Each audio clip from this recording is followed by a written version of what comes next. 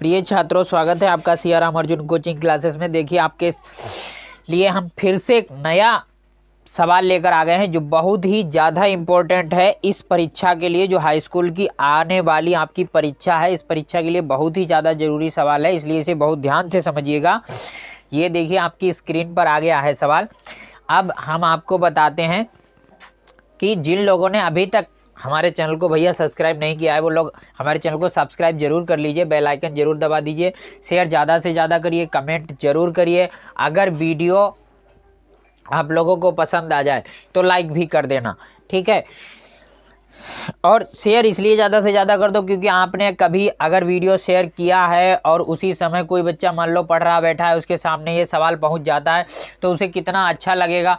मान लो उसी सवाल में उसको सबसे ज़्यादा परेशानी थी या फिर उसी सवाल से वो बच्चा पास भी हो सकता है, वही 1 नंबर वही 2 नंबर उसके लिए भविष्य बन सकते हैं। तो इसलिए आप लोग शेयर जरूर करो और ज़्यादा से ज़्यादा करो। तो देखिए, यहाँ सवाल लिखा है आपके सामने।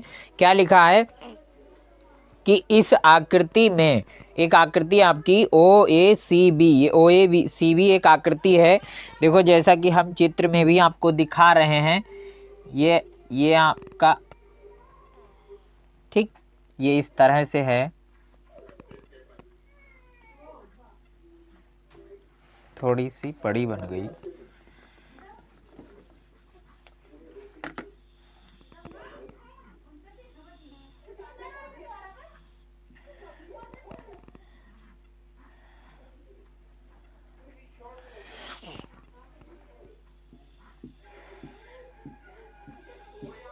ये आकृति है आपकी, इसमें BOD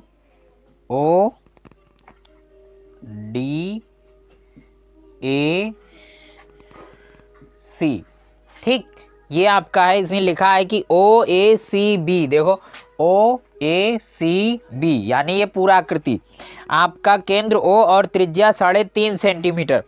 केंद्र O और त्रिज्या कितनी? त्रिज्या देखो, ये वृत्त का ही एक भाग है, चतुर्थ भाग है।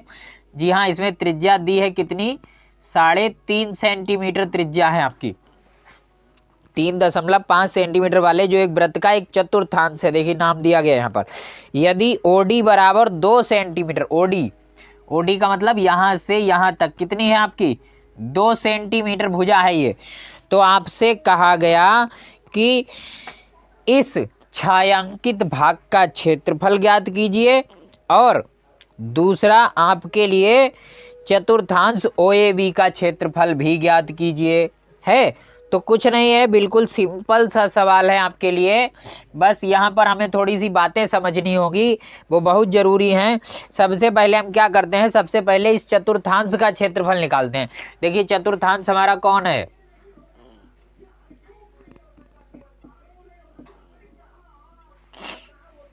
चतुर्थांश BOAC और B, इस तरह से पूरा लिख सकते हो आप, ठीक।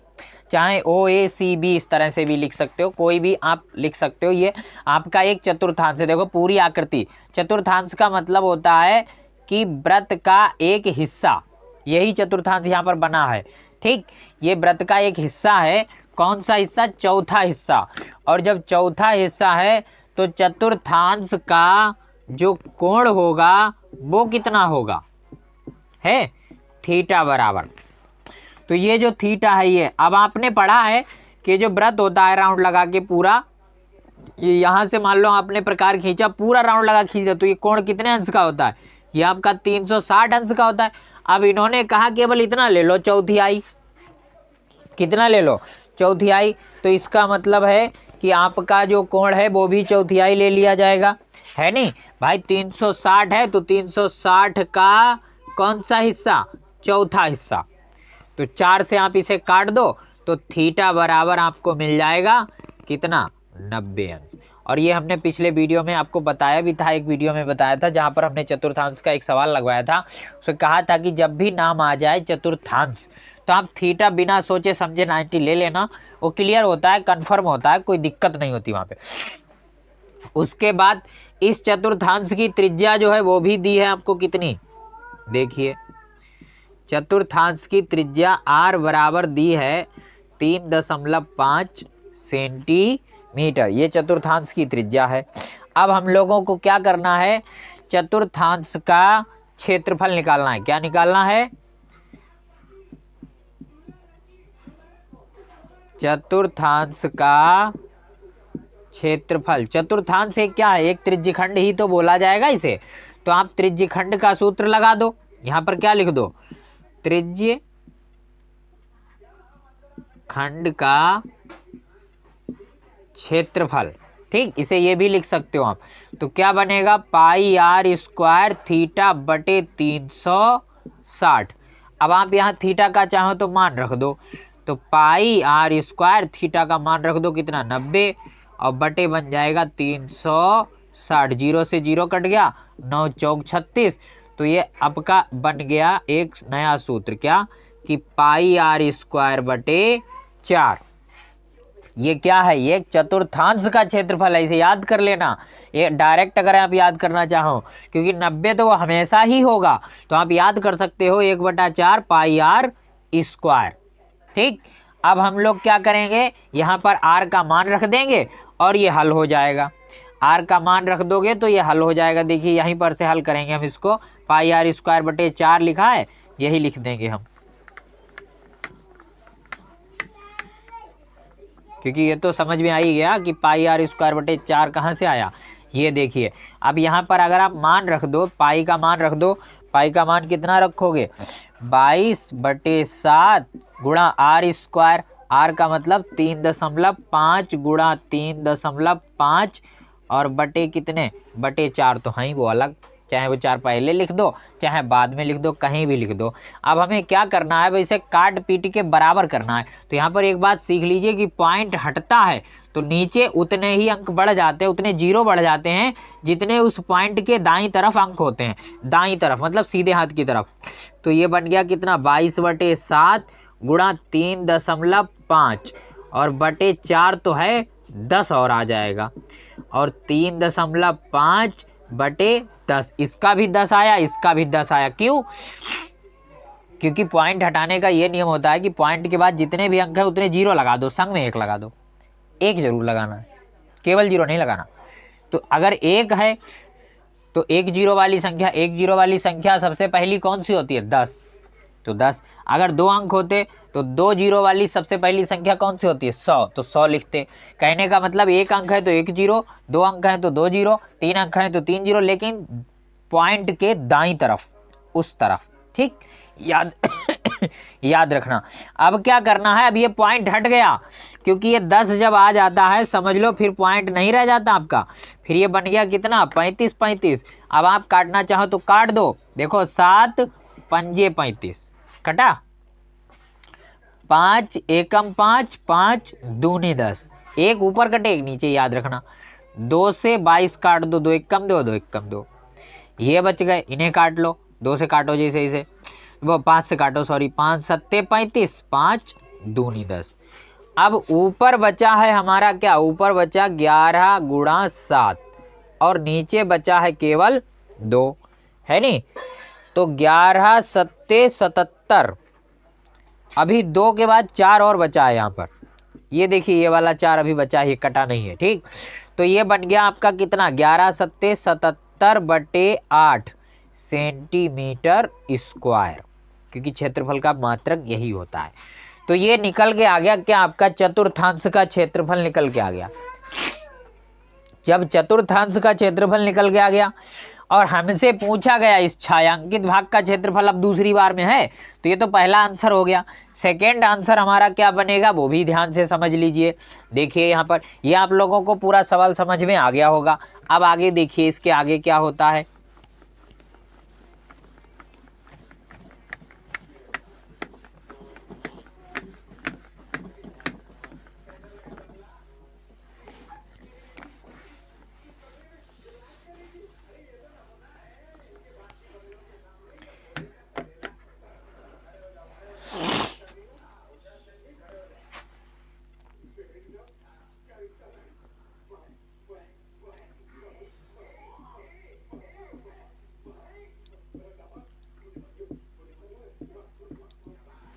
अच्छा, त्रिभुज एबीडी का अगर क्षेत्रफल निकालें तो उसका क्या होगा। अब आपको ये पता होना चाहिए कि ये त्रिभुज है कौन सा, ओबीडी। जो ओबीडी त्रिभुज है वो कौन सा त्रिभुज है?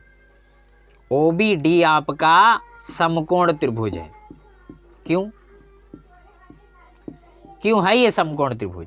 क्योंकि इसका जो 90 ये कोण है, इसीलिए ये समकोण त्रिभुज है।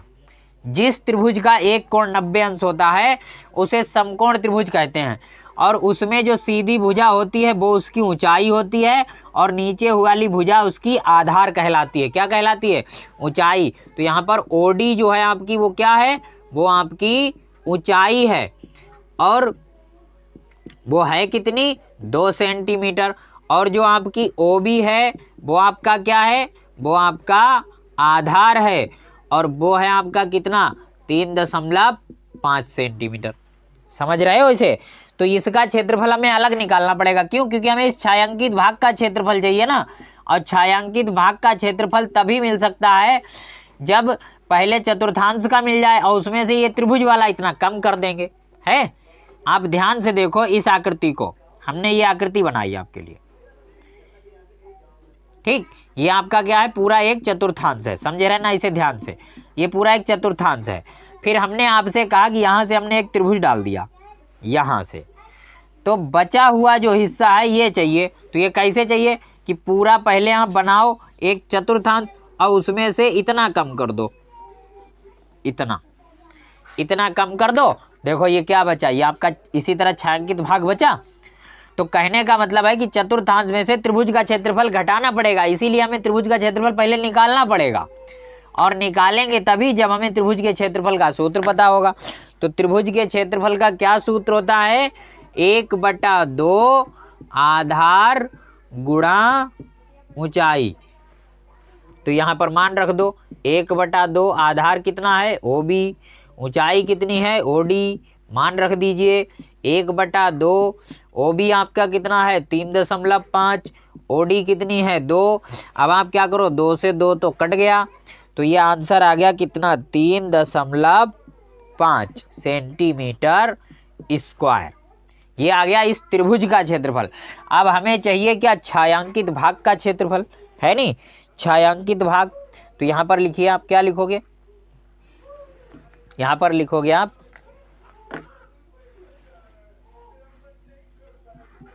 छायांकित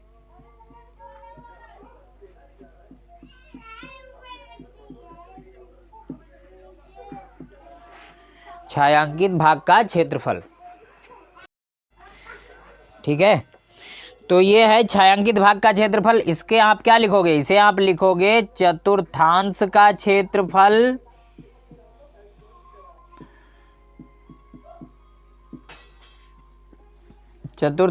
क्षेत्रफल माइनस त्रिभुज ओ बी डी का क्षेत्रफल। ठीक, ये याद रखना यहां पर। अब देखिए आगे,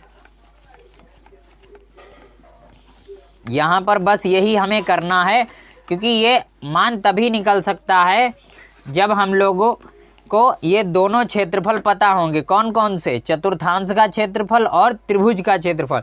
तो चतुर्थांश का क्षेत्रफल हमने निकाला था अभी, कितना निकाला था? 77/8, और माइनस त्रिभुज का भी क्षेत्रफल निकाला हमने, कितना? 3.5 है। तो इसका पॉइंट हटाओ, फिर से वही नियम कि आप 77/8 लिखिए और पॉइंट हटाइए, तो पॉइंट की जगह पर क्या हो जाएगा? पॉइंट की जगह पर आपका हो जाएगा 10 नीचे, बस पॉइंट हट जाएगा, 10 हो जाएगा, है नहीं? अब आप काटना चाहो काट लो, जैसे इसे काटना चाहो तो इसे काट लो। सॉरी, ये गुणा क्यों लगा दिया हमने? माइनस लगेगा यहाँ पर। ठीक, इसे काट लीजिए। 5 सत्ते 35, 5 दूनी 10, 5 से कट गया ये दोनों, तो 77/8 और माइनस का 7/2। अब 8 और 2 ये हर बराबर होने चाहिए, तभी आप इसमें से घटा सकते हो। तो यहाँ हर है 8, यहाँ हर है 2, तो या तो 2 को 8 बनाओ या 8 को 2 बनाओ। तो 8 को 2 बनाना थोड़ा कठिन पड़ेगा, 2 को 8 बना देंगे। तो 2 चौक 8, 4 ऊपर लिखिए 4 नीचे।